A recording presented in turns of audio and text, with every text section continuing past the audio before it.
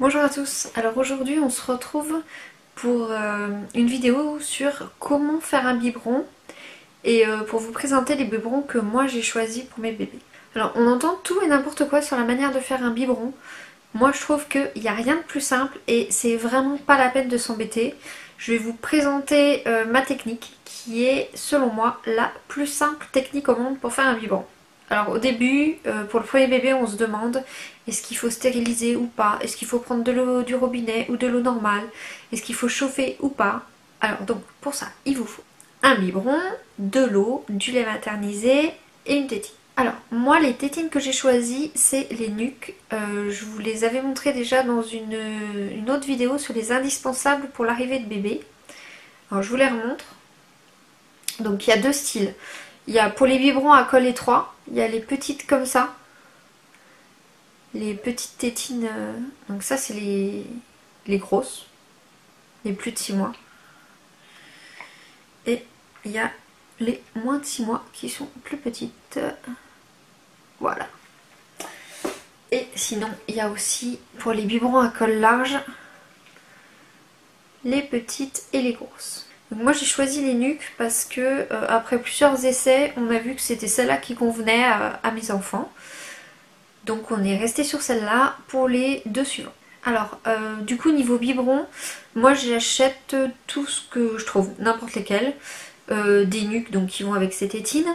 Ou alors carrément d'autres marques qui n'ont pas du tout les mêmes tétines. Comme les B.A.B.A, les MAM aussi, plein d'autres biberons. Et je mets les tétines Nuc que j'achète à part. Alors, pour ma technique, il suffit juste de savoir compter. Donc dans certaines boîtes de lait, vous avez une petite languette pour araser.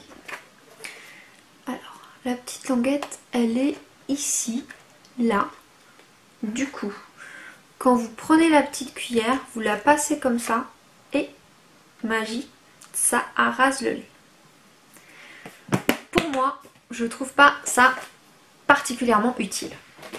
Il suffit de tapoter la cuillère pour qu'elle soit à peu près bien pleine. Je pense pas que bébé vous en voudra s'il y a 1 gramme de plus ou 1 gramme de moins. Donc avec ça, moi je mets de l'eau du robinet.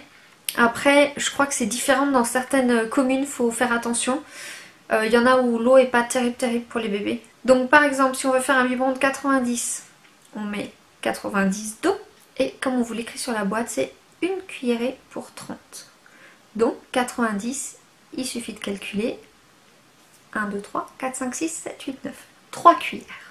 Donc on met 3 cuillères de lait, on remue et on donne. La stérilisation, plus personne ne l'a fait. Chauffer le biberon, je trouve ça pas du tout utile non plus. Après, mettez pas de l'eau glacée non plus, mais l'eau à température ambiante, c'est parfait. Alors niveau lavage, moi les biberons je les lave au lave-vaisselle, les tétines aussi, tout.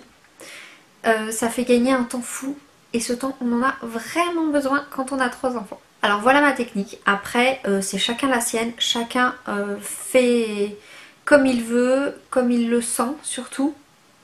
Si vous sentez que votre bébé préfère un biberon chaud, faites-lui un biberon chaud. Si vous sentez qu'il préfère une tétine à une autre, mettez celle-là. Alors si cette vidéo vous a plu, n'hésitez pas à vous abonner à ma chaîne YouTube, à liker la vidéo avec le petit pouce, à laisser un commentaire aussi, ça me fera très plaisir et je manquerai pas d'y répondre. A très bientôt et profitez à fond de vos bouts de chou.